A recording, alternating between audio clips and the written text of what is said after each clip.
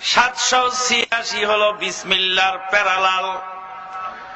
786 লেখলে বিসমিল্লাহ হয়, আছে না আমাদের দেশে? 786 যদি বিসমিল্লাহ হয়, 786 বলে মুরগি জবাই করলে হালাল না হারাম? 786 বলে খানা খেলে খানাটা সুন্নতি তরিকায় হলো না হলো না? 786 বলে বিবির সাথে মেলামেশা করলে বৈধ তরিকায় হলো কি হলো না? 786 যদি লক্ষ লক্ষ কোটি কোটি বার পড়া যায়, বিসমিল্লাহর একটি অক্ষরের সমান বরকত হয় না। ইহুদি নাসারারা মুসলমানদেরকে বিসমিল্লাহর বরকত থেকে বঞ্চিত করার জন্য 786 দিয়েছে।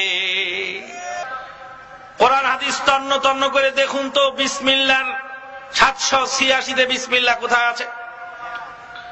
786 যদি বিসমিল্লাহ হয়, আবজাদিয়া অক্ষর গণনা করি, তাহলে আল্লাহু আকবারেরও একটা নাম্বার হবে, হবে না? ধরুন যে আল্লাহু আকবারের নাম্বার হলো 420,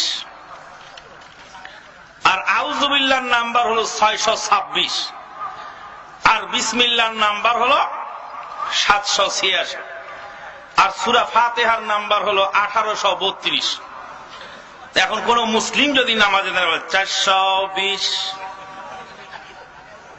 636, 786, 1832, 1213, 320, 320 নামাজ হবে?